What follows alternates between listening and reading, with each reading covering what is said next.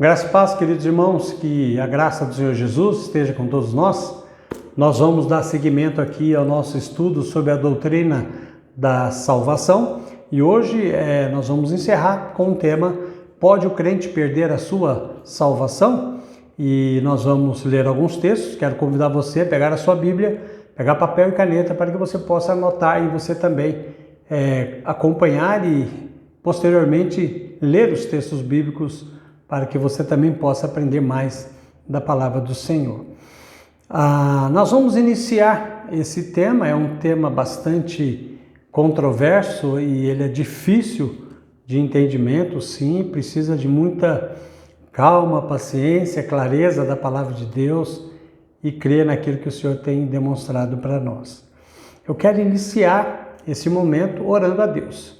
Quero convidar você a fechar os seus olhos que nós possamos orar. Pai, em nome de Jesus, pedimos que o Senhor nos dê sabedoria e discernimento da Tua palavra para que nós possamos compreender ela.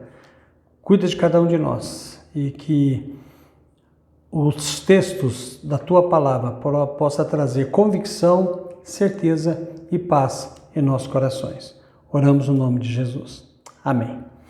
Hebreus capítulo 6, o versos de 4 ao verso 6, diz o seguinte: é impossível, pois, que aqueles que uma vez foram iluminados, provaram o dom celestial, se tornaram participantes do Espírito Santo, provaram a boa palavra de Deus e os poderes do mundo vindouro e caíram, sim, é impossível outra vez renová-los para arrependimento, visto que de novo estão crucificando para si mesmos o Filho de Deus e expondo-o à zombaria. Hebreus 6, do 4 ao verso 6. Esse texto e outros textos, como Hebreus capítulo 10, 26 e 27, também nos dá a impressão que o crente pode perder a sua salvação. Como nós podemos clarear esse texto, né? Todos os comentaristas bíblicos, eles compreendem que é um texto de difícil interpretação.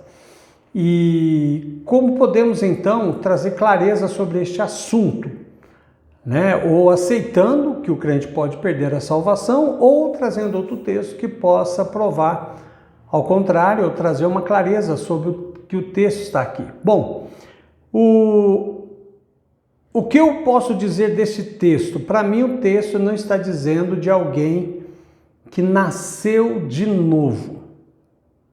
Embora o texto vai falar sobre pessoas que participaram do Espírito Santo, receberam, provaram o dom celestial, foram iluminados. Apesar disso, uma versão, talvez da ARA, vai trazer que, no meu entendimento, que é impossível que alguém possa cair, quem recebeu a salvação. E mesmo que caísse, seria impossível essa pessoa retomar a sua salvação.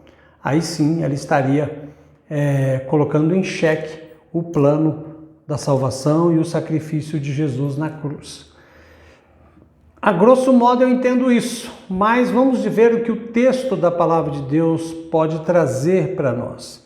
Se você abrir Mateus capítulo 13, do verso 1 ao verso 9, nós temos ali a parábola do semeador. A parábola do semeador, ele vai falar sobre isso, falar sobre as sementes que são lançadas, é a palavra de Deus que é lançada e como as pessoas vão receber. Mas o texto, a parte que para nós eu acho mais interessante, que eu gostaria de destacar com você, é verso 5 e verso 6. O verso 5 e o verso 6 vai dizer o seguinte: outra parte está falando da semente que foi lançada. Outra parte caiu em solo rochoso, onde a terra era pouca e logo nasceu, visto não ser profunda a terra. Saindo, porém, o sol a queimou, e porque não tinha raiz, secou-se. Muito bem, nós temos algo que nós aprendemos quando nós estudamos a Bíblia, é que a Bíblia interpreta a própria Bíblia. Então, como que nós podemos interpretar esse texto para que nós possamos ter uma compreensão daquilo que está em Hebreus capítulo 6?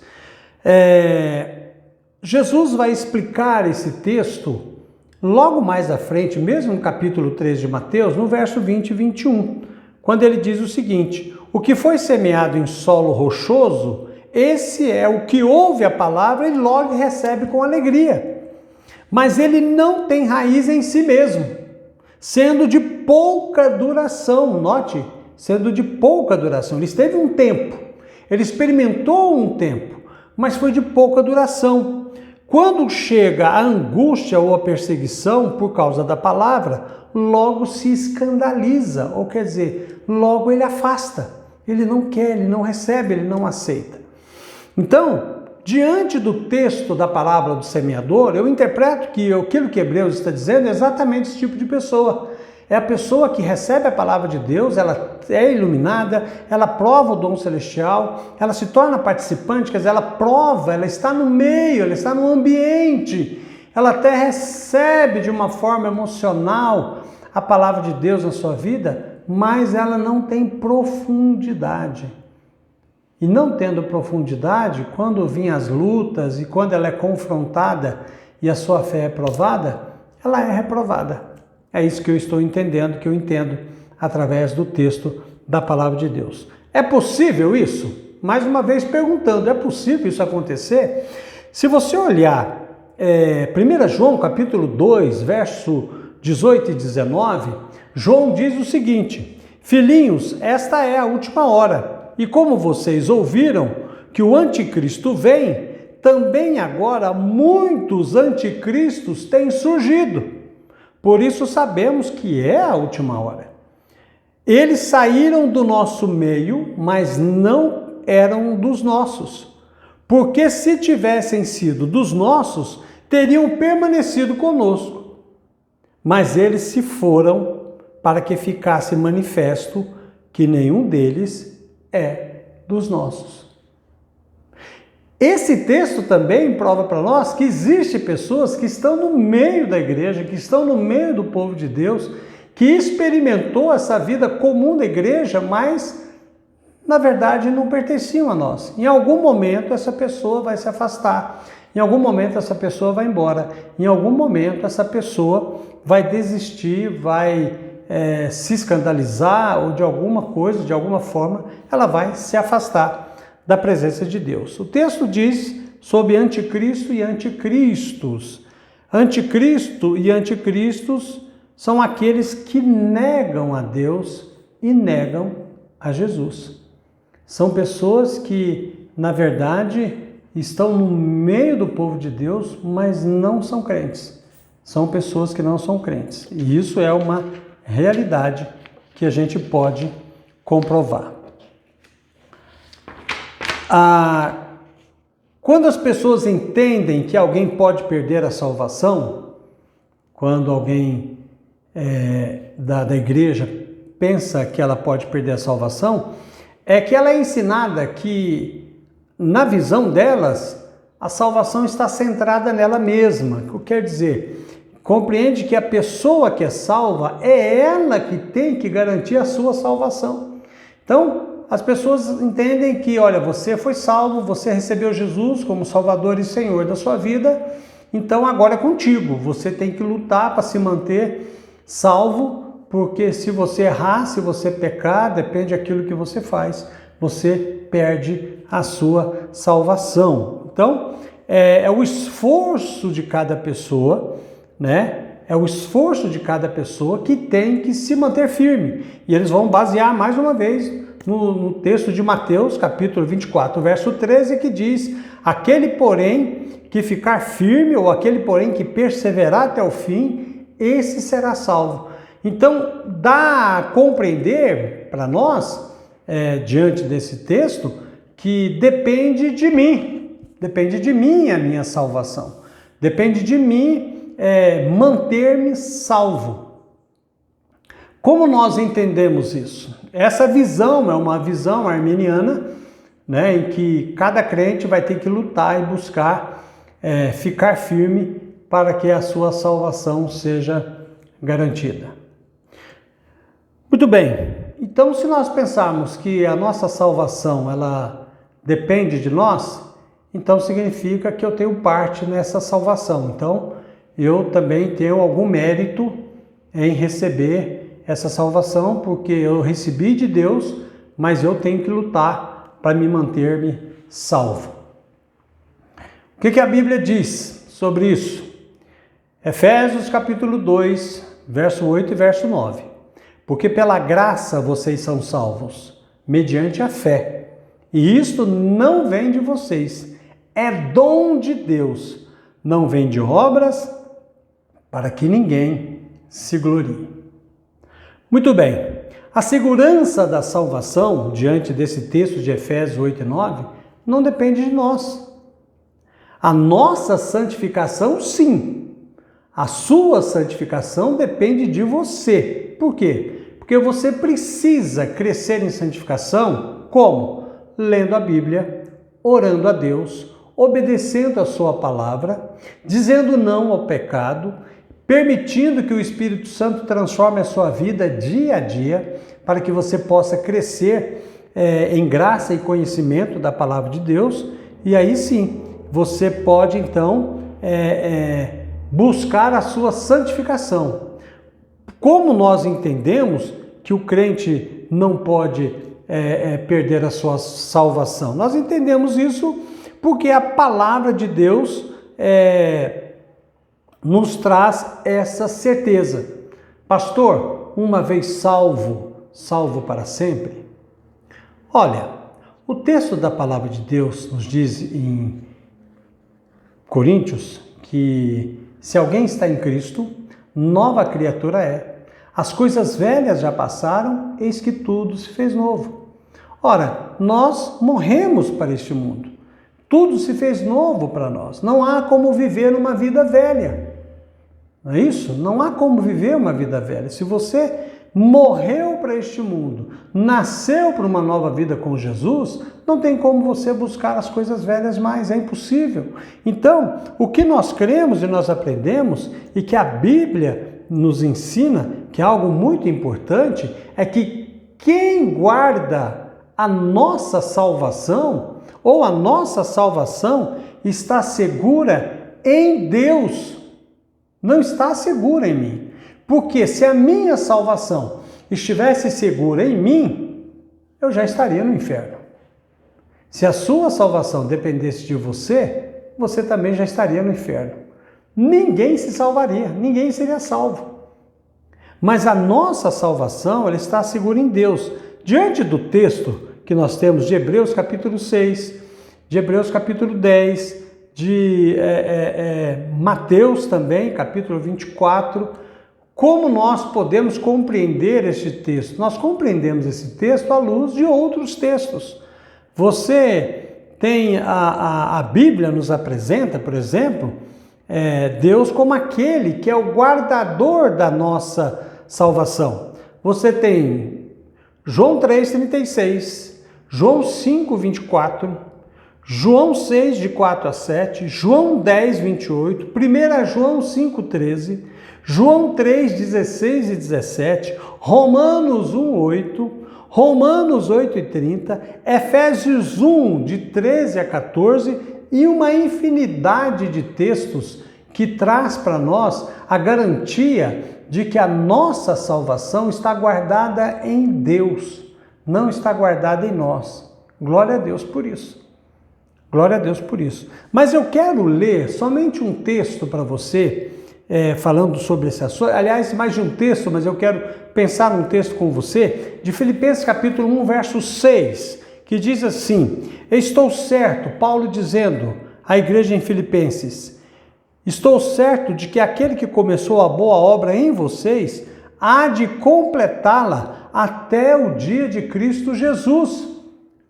Ora, quem é que completa a obra em nós? Aquele que iniciou a obra de salvação. Quem foi que iniciou a nossa obra de salvação? Foi Jesus. Foi Ele quem morreu na cruz. Foi Ele quem foi sepultado. Foi Ele quem ressuscitou. E nós passamos por Ele. Quem está completando a obra da nossa salvação é o Senhor. É o próprio Senhor Jesus que nos guarda até o dia em que Ele vier e vai arrebatar a tua igreja, ou vai resgatar cada um de nós pela morte ou pela pelo arrebatamento da igreja. Então, nós aprendemos aqui que é Deus quem completa essa obra. É Deus quem está realizando essa obra de salvação. Nós somos salvos da condenação do pecado, nós estamos sendo salvos da influência do pecado em nós, quando nós estamos nos santificando a cada dia, e é o Espírito Santo que faz isto a nós, a nossa busca. Quando eu digo que nós temos que buscar a nossa santificação, nós temos que abrir o nosso coração, abrir a nossa mente e deixar que o Espírito Santo trabalhe em nós e estejamos prontos a obedecer a palavra de Deus e cumprir a vontade do Senhor para a nossa santificação, para que nós possamos buscar cada vez mais a estatura do varão perfeito, que é estarmos iguais a Cristo, e isso só será feito e realizado na sua totalidade quando nós formos arrebatados. Muito bem. Outro texto também que pode trazer para nós que quem guarda a nossa salvação é o próprio Deus, está em 1 Pedro, capítulo 1, do verso 3 ao verso 5. E o texto diz o seguinte: Bendito seja Deus e Pai de nosso Senhor Jesus Cristo, que segundo a sua grande misericórdia nos regenerou para uma viva esperança, mediante a ressurreição de Jesus Cristo dentre os mortos, para uma herança que não pode ser destruída, que não fica manchada, que não murcha e que está reservada nos céus para vocês, que são guardados pelo poder de Deus, mediante a fé, para a salvação preparada para ser revelada no último tempo. Ora, nós temos aqui algo muito interessante que Pedro fala para nós. Ele vai dizer que Deus nos regenerou para uma viva esperança mediante a ressurreição de Jesus na cruz. E ele vai dizer o seguinte: para uma herança que não pode ser destruída. Essa herança aqui, meus irmãos, é a nossa salvação, é a nossa segurança está aqui. Que ele vai dizer que é uma herança que não pode ser destruída, que não fica manchada, ela não pode manchar, ela não pode ser maculada pelos meus pecados, a minha salvação. E ela também não murcha, quer dizer, ela não perde o seu valor, ela não perde o seu vigor, ela não perde a sua beleza, e ela está reservada nos céus para nós. E assim que está no verso 4. Ela está reservada nos céus para vocês, para nós, para mim e para você. Então a nossa salvação, ela está reservada e ela não pode ser destruída, e ela não pode ser manchada, e ela não pode murchar, e mais, ela está guardada pelo poder de Deus. Veja só isso. O verso 5 diz que são guardados pelo poder de Deus, mediante a fé para a salvação preparada para ser revelada no último tempo. Deixa eu dizer algo para você. Sabe onde está guardada a nossa salvação, a sua salvação? No céu. E no céu, meu irmão, não entra o meu pecado e nem o seu pecado. No céu não entra o diabo para destruir e nem roubar, porque ele está guardado no poder de Deus. No céu não entra corrupção.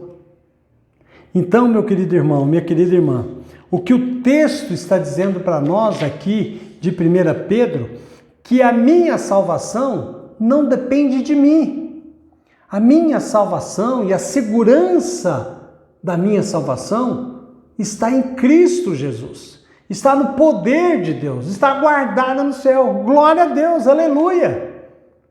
Porque eu entendo agora, e como nós compreendemos pela palavra de Deus, que é o Senhor que assegura a nossa salvação. Volto a dizer, se a nossa salvação dependesse de nós mesmos, estávamos todos perdidos.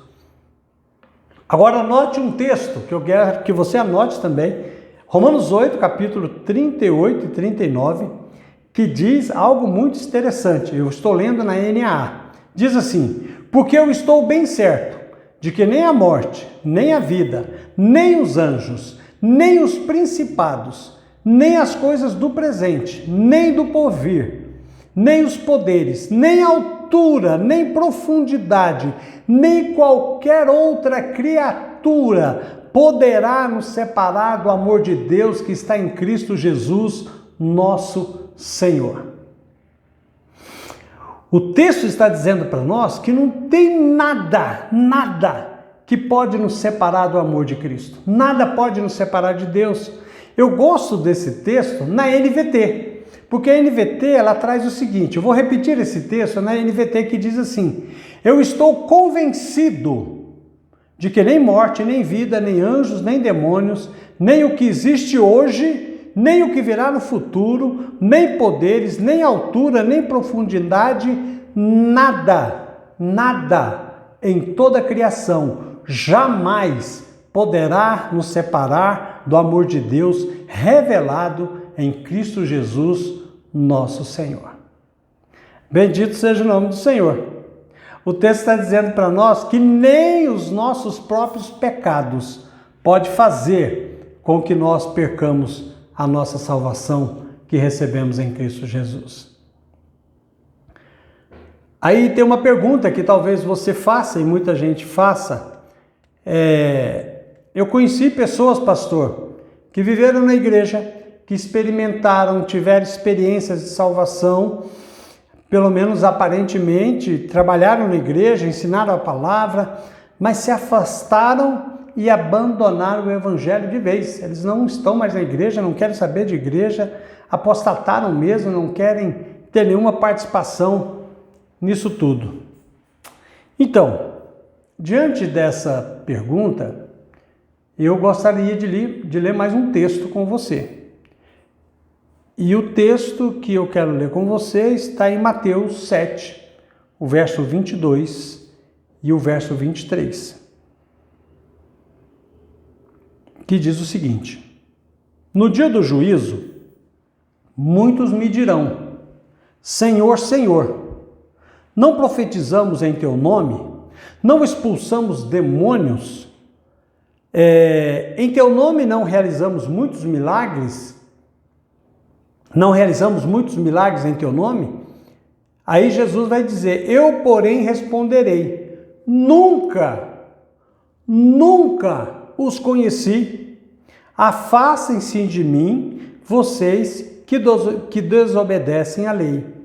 Olhando para esse texto, aprendemos que mesmo que uma pessoa esteja envolvida na obra de Deus, é possível que ela não seja salva. Por quê? Por causa daquilo que Jesus disse aqui no texto. O que Jesus diz no texto? Jesus diz o seguinte: nunca vos conheci. Ele não disse: eu vos conheci um dia, mas não vos conheço mais. Ou eu vos conheci um dia, mas vocês se afastou de mim. Jesus não disse isso. Porque se uma pessoa que perde a salvação, ela pode ser reconduzida e pode voltar a ter salvação novamente, a resposta de Jesus não seria esta. A resposta de Jesus seria a seguinte: eu te conheci, mas você caiu da graça. E não foi isso que aconteceu aqui. O que Jesus está dizendo para nós aqui é que ele nunca conheceu. Se ele nunca conheceu, é porque essa pessoa nunca foi salva. Se ele nunca conheceu, é porque essa pessoa nunca teve uma experiência verdadeira de transformação de vida com Jesus. Sabe por quê? Porque quem tem uma experiência verdadeira de arrependimento, de humilhação na presença do Senhor, confessando Jesus como Salvador e Senhor, essa pessoa é salva para sempre. Mas como o Senhor me responde, pastor, quando o próprio Jesus fala que quem perseverar até o fim será salvo? Porque quem vai perseverar até o fim é o crente. É o crente que vai perseverar até o fim. É o crente que vai lutar. É o crente que vai lutar no sentido de estar na presença do Senhor. É o crente que vai buscar a sua santificação. É o crente que vai fazer tudo o que ele vai fazer para a obra de Deus e para a vontade de Deus, mas na dependência de Deus. Ele vai perseverar porque ele é salvo. Ele não vai perseverar para ser salvo. Ele vai perseverar porque ele é salvo. O crente persevera até o fim, meu irmão. O crente persevera até o fim, minha irmã. O crente persevera até o fim, ele não recua. Ele pode ter momentos de lutas, ele pode ter momentos de vacilar na sua caminhada, mas ele acaba voltando para o caminho de Deus. Ele acaba buscando a presença do Senhor. Agora, algo interessante que esse texto de Mateus 22, 23 diz para mim, que eu acho que é aquilo que mais desperta a minha atenção, é o seguinte: essas pessoas que falaram Senhor, Senhor, não profetizamos em Teu nome, não expulsamos demônios em Teu nome, não realizamos muitos milagres em Teu nome, e Jesus vai falar, eu nunca te conheci. O que me destaca aqui em tudo isso é que não basta conhecer Jesus, não basta conhecer o plano de salvação, não basta conhecer a Bíblia, não basta conhecer o caminho do céu, não basta conhecer que só Jesus salva. Não basta conhecer, precisa ser conhecido por Jesus. E para você ser conhecido por Jesus, você deve se arrepender dos seus pecados. Você deve convidar Jesus para entrar no seu coração, para ser Salvador e Senhor da sua vida, se você ainda não fez. Se você é salvo por Jesus, a Bíblia diz algumas coisas muito interessantes. Romanos diz que o Espírito de Deus testifica com o nosso Espírito que somos filhos de Deus. Como que isso acontece? Cada vez que você erra, cada vez que você comete um pecado, o Espírito Santo sopra no teu coração, no seu ouvido. Rapaz, você está pecando, você está errando, volta para o caminho certo, se arrepende. O crente reconhece quando peca. O crente sabe quando ele comete algo que desagrada a Deus. E isso entristece o seu coração, porque ele sabe que está entristecendo o seu mestre também. E o que o crente vai fazer? Ele vai buscar a reconciliação. Aquele que não tem Jesus continua caminhando na sua vida de pecado. Algo que nós precisamos entender: a segurança da nossa salvação está em Cristo Jesus e não em nós. Por isso que nós podemos descansar no Senhor, porque sempre vamos buscar fazer a sua vontade. Mesmo quando tropeçamos e caímos, Deus nos levanta para que a gente possa continuar na tua presença. Que Deus te abençoe.